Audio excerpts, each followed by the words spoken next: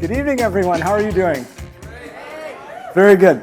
I have 20 minutes to share a lifelong experience with you about customer experience design. I'm an experienced designer. It's my job to make sure that businesses do best what their customers want most.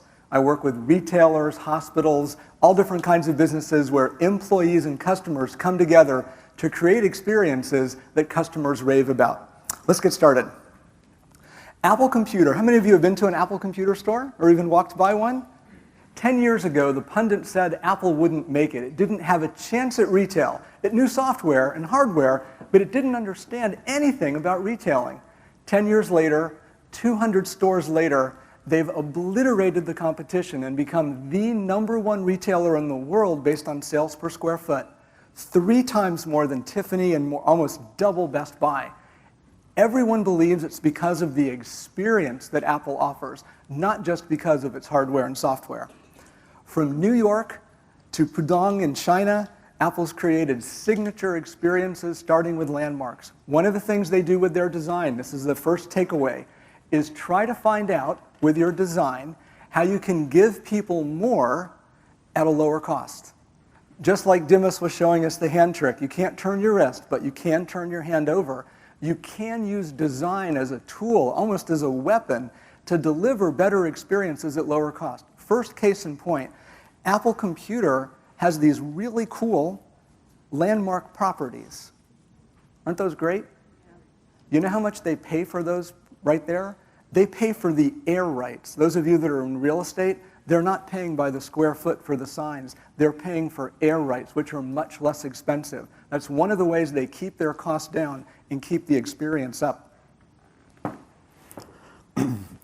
What Apple's done so successfully is turn its product experience into a successful retail experience. It's transported what makes computers and software great and easy to use right into the store.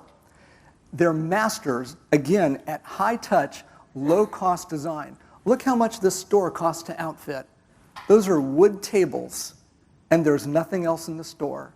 There are no racks. There's some shelves on the side made of the same material.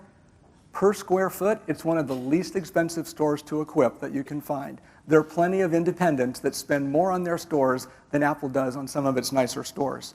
The one thing that makes Apple so amazing at retail that the rest of this presentation will be based on is this little application right there called the Apple Store app. When you look at it at size, it looks like this. This one thing is the differentiator for Apple Computer, and in my opinion, why it's so successful. What's behind this little button when you press it on your iPhone is the power of the entire store. Apple changed retailing. It didn't change computing. It went to market with a totally different, way out there model that now has been realized with a single button click. You're in charge of the store. The customers make their own reservations for resources. Where else can you go to make an appointment other than for a haircut or surgery where retailers will take care of you, to handle your pre-sales questions, to train you, to give you support, or to help you solve technical problems? What's interesting about that design and makes it work so well for Apple is they've taken out the cost. One of the most overspent areas in retail is manpower. You know, you go into a Home Depot and there are plenty of orange vested people when you don't need them. But when you need them, you can't find one. Apple solved that problem, so they don't have manpower shortages where they lose sales or manpower overages where they lose money. Very clever, letting the customers drive. The other thing that they've just introduced is an even higher form of customer service, putting the customer in even more control. If you go into an Apple store anywhere in the world in the last 2 weeks, you'll now see their own products, iPads, serving as hang tags. So instead of putting all the paper and the labels and all that stuff out, there's an iPad just like this next to every single product. So you can click on the iPad to see what you need. But if you get caught, see that little red circle? It says call an associate. You have a question, you press the little button, and somebody comes over to you. Doesn't that feel comfortable? How do you take an experience like that and make it work in your own business? It's one thing to look at the case study and to say, Apple did A and B and C and D, and they came up with this great design that's made them the #1 retailer in the world. Now remember, that's out of category for them.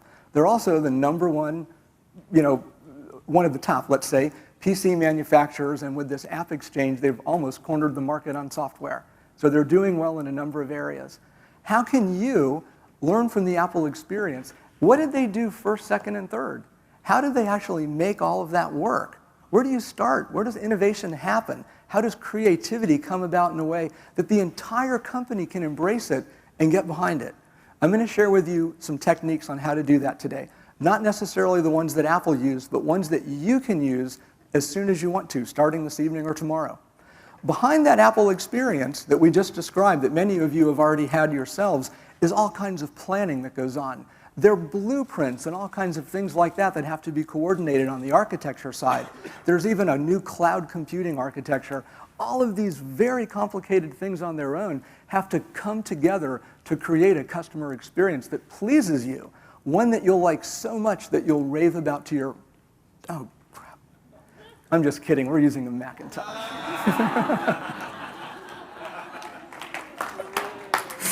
There we go. So how do you start this whole chain of events in order? We've got this domino thing. I'm going to give you 4 categories of tools.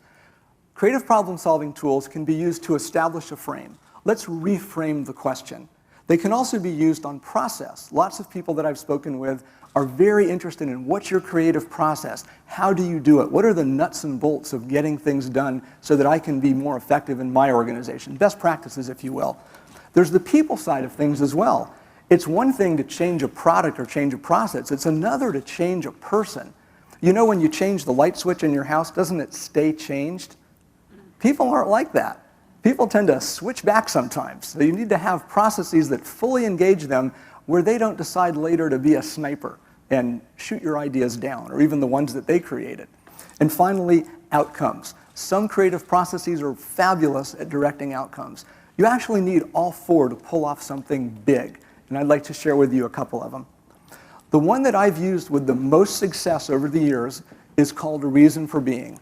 I learned the concept from Stephen Heckel, who wrote a book called Adaptive Enterprise. It was all about how big business can work as a system to perform better, to better meet the needs of its customers, and to wrap the resources of an organization around a customer rather than pulling them through what might be a very uncomfortable process or experience for them.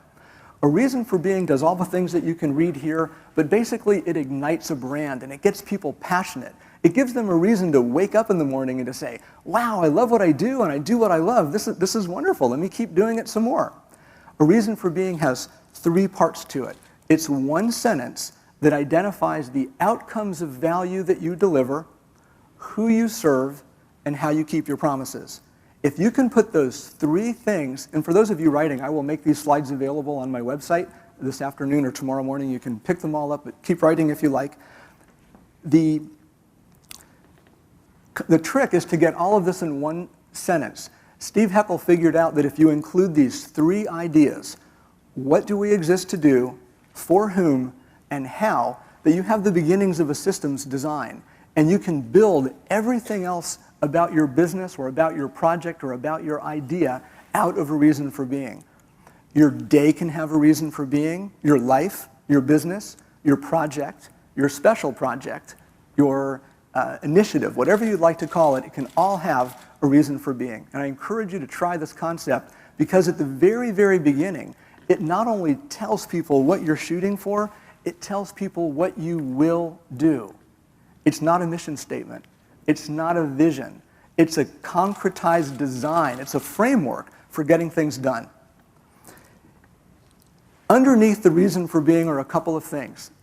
One is to truly understand why it is that a customer might buy the outcome that you have to offer.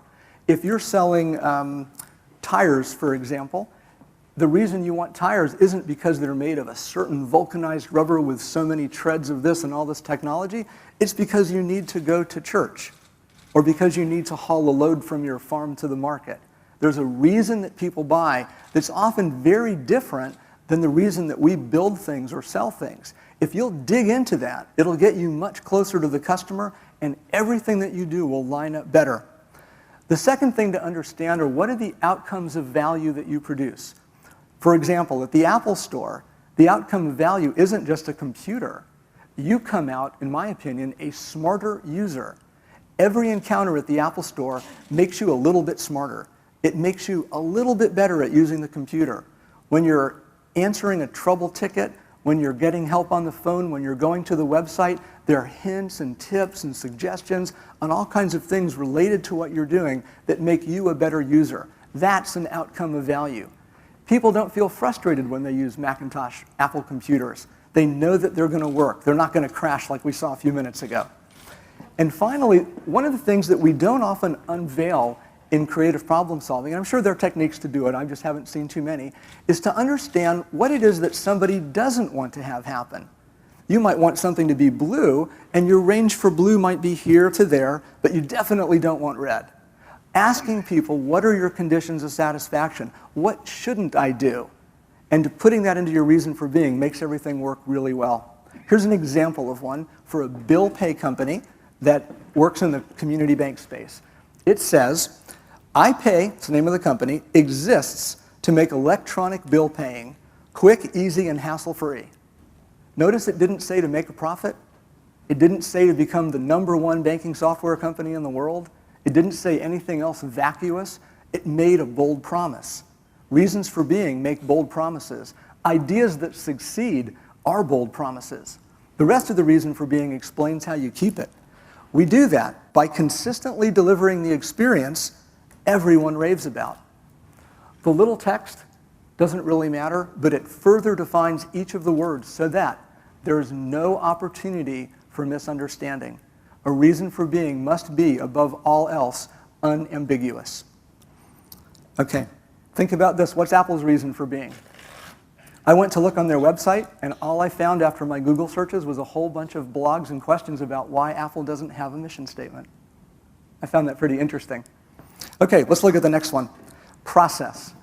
Process is an interesting way to imprint the outcome of an initiative or to create an organization or any kind of a project that will really knock the socks off of your customers. I like to storyboard the future. Does that make sense to you? What might the future be? Draw a picture of it. Get it to start to be concrete. A lot of people like to work from the bottoms up. My wife does. She sees the details, she asks lots of questions, and she gets up to the next level. Then she further synthesizes the information, she asks more questions, details more study, and finally comes to a picture of the way things might be. That works. But it doesn't work for people like me. And it doesn't work for most customers, including your clients and the people that you work with, who may be clients of your idea, because it requires an inordinate, superhuman amount of effort to even understand what somebody's talking about. Why not just show them a picture of what you're looking for? And why not describe that picture with activities and outcomes? List the promises of how people will engage to deliver that so people understand what the trade-offs are and how to actually go about building that experience. Here's an example of a storyboard. This is one I did when working for IBM as their e-visionary back in 2000. 2000, that's like 11 years ago. That's before the really smart smartphones. IBM knew they were coming, but nobody knew what the impact would be. So McDonald's wanted to get a leg up, and we designed the drive-through experience of the future. And we used storyboards to do it. Lots of conversations about what could technology do, what would customers want, how would restaurant operations be impacted. But the storyboard of the future is what tied everything together, and it made the management presentation sing so sweetly. They loved it because they could understand it at first blush. Here's a detail. This is when the two girls in the car on the left-hand side are placing their order via their smartphone with an operator on the right-hand side in the McDonald's call center taking their order. By the way, this one idea actually did make it to market, and a small a small group of McDonald's, whatever you call people who work at McDonald's, decided to form their own company, and they did a multilingual call center. So when you drive up and you speak Tagalog or Urdu or Chinese, they have somebody there that can take your order in the language and punch it into the register at whatever store you happen to be, which is pretty cool. Notice the little red screen on the cell phone right over there and on the top? The magic that made this whole thing work was to use a graphic image all the way through the order process. So as you are ordering your sandwich, you know, special sauce, lettuce, cheese, pickles, and onions, whatever it is that you like, the person doing the cooking is seeing those ingredients, not words for the ingredients, but the ingredients. And then on the receipt, you see exactly the same thing. You see a picture makeup in layers of what's on your sandwich. And this was designed to make it so that the drive-through line would run faster, because most people were riffling through their bags waiting for those bad orders, like we all do. All right, so these pictures are extremely capable of delivering a full story to your audience, much like I'm delivering one to you right now. Here's another storyboard. This one is much, much simpler to produce, lower production values. A monkey could do this, you know, with good hand skills. And what's interesting about this one is it's very operationally focused. Some organizations, like banks in this case, are made up of people who like to study the details. They're like my wife. They want to know everything and how it works. So what we did is we put little numbers by each of the objects that were going to be created by this experience. So if you'll notice, this new employee is walking in. He's got the star on his chest for his first day at work. And on the table in front of the receptionist is something labeled, I think it's 20 or 21. Those are a stack of resumes of the people that person's going to be working with. How cool is that? You go to a job, and all of a sudden, the people that you're going to be working with, you get to kind of evaluate them and know their background. How does that make you feel? Well, that was one of the emotional outcomes that we designed into that presentation. So this idea of experience of the future done by rapid prototyping of storyboards is something that you can use to encapsulate your ideas as you go along. Play voicemail. Message 1. Hey, this is Dave. Stop. Delete. Message 2. Hello, Mr. Carlson. Your reservation request for February. Stop. Delete.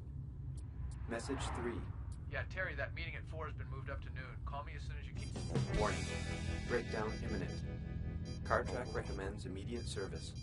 Oh no, my meeting.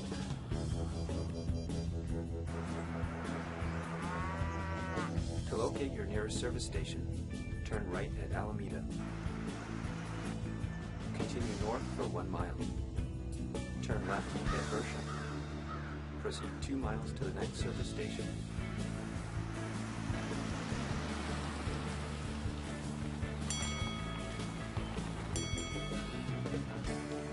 Hi, Hi. Terry Carlson. Yes? CarTrack alerted us you were on your way. I've got your paperwork ready to go if you'll just sign right here. Great. Well, I guess all I need now is a cab. CarTrack has arranged for a cab to pick you up, Mr. Carlson. I guess all I need now is $1 million. Can't blame a guy for trying, right? So that's an example of how powerful the video can be, and I encourage you to grab a video camera when you're having your ideation sessions, act things out, look at the video, fix them as quickly as you can. Let's take a look at people. People are such an important part of the creative process. One of the things I've learned over the years is that this one rule should never be broken. At some point, people need to make their own discoveries. They need to discover for themselves what's important, because that's what binds them to the project, to the idea, to the outcome, to you. So always leave room in your innovation process for people to make their own discoveries, even if it's not the most efficient thing to do. It's important that people kind of get it on their own, because that experience of getting it, of discovering it for themselves, of personal ownership, that's what becomes the story they share with the next generation of people as the idea starts to spread out. So an example of that is what I call the innovation accelerator. This has been done 15,000 times. I think the very first one was in a cave in France where they painted pictures of hunting scenes with flowers and blood of animals. It's a very old idea. But just to create a place where innovation is extremely safe and where the conversations are allowed to evolve outside of the norm. We think a lot of creative problem solving as an event or a process where people come to and then we leave. With all the cool electronic gadgetry out there and the social media and the collaboration and video teleconferencing things, it's important to let your idea have a place to live and to germinate so that people can come in and touch it whenever they like. The innovation accelerators, or innovation boxes, as a lot of people like to call them, are a great place to bring somebody from outside of the team in and let them see what's going on. And then when they step out into the real world again, they know they're back in the real world. It reduces frustration, and it truly speeds things along. These are the rules that we wrote down for the last innovation accelerator that I did, and I wanted to share a couple of them with you. The first one is there are no rules, except don't erase anything. That's important. You don't want those ideas to disappear. And if it creates value, it's good. And if it destroys value, it's bad. The key concept here is that these innovation accelerators work for this entire experience design process. And what we want to make sure is that we're creating value for everyone involved. The business has to make more money, the employees have to be engaged, and the customers need to get an experience that they absolutely love. So you've got to take time out of the customer's day, make them pay less, make it easier for them, and at the same time, gather more information, make it better for the business at the same time. The innovation accelerator process that I use all the time, I call it the story mining process. It starts off with we've only got a couple minutes. I'm going to try to rush through this really quick. Let me step down here. It's easier to see what's going on.